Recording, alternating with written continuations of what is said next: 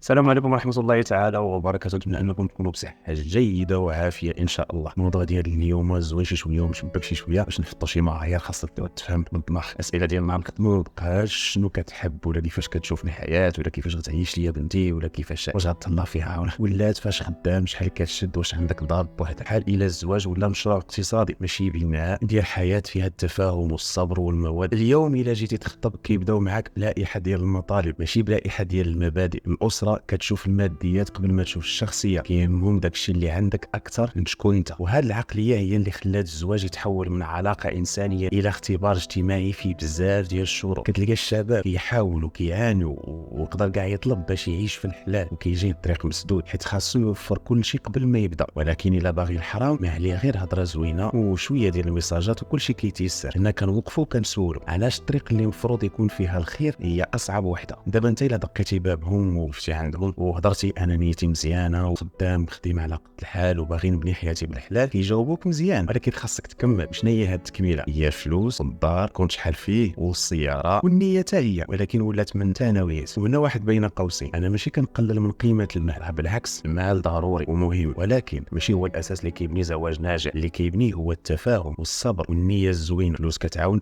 ولكن ما كتضمنش لك السعاده، كتسهل لك ولكن ما كتخلقش لك المحبه. والمشكل ماشي بالزواج ولا في العصر ديالنا اللي ولا طاغينا ليه الماديات، المشكل في كيفاش ولينا حنا كنشوفوا الزواج. ولينا كنقلبوا على الضمانات الماديه ونسينا الاخلاقيه. كنقلبوا على الشريك اللي واجد ماشي الشريك اللي ناوي المعقول وناوي يبدا معاك حياه زوين. والحلال ماشي هو اللي صعب، حنا اللي بدلنا المفهوم ديالو. ولا كيبان لنا انه خاصك تكون عندك كل شيء قبل ما تبدا، ولكن الحقيقه ان اكبر المشاريع هي اللي كتبدا من والو، غير بنيه زوينه ونيه صافيه وناس باغيين يخدموا ويكملوا بعضيات. الزواج ماشي سباق شكون اللي عنده كثر، هو مسيره ديال التفاهم والاحترام والدعاء في الغيب. اللي كيحب بصح غادي يبني ماشي يستنى كل شيء واجد. ونهار نرجعوا نسولوا على الاخلاق والتربيه، ونهار نقبلوا نعيشوا البدايات كيف ما جات، نهار نفهموا ان الحب ماشي مربوط بالمستوى المادي بل مربوط بالقلب والاخلاص. ذاك النهار الحلال غادي يرجع سهل والزواج غادي يرجع ستر والحب غادي يرجع اختيار ماشي استثمار.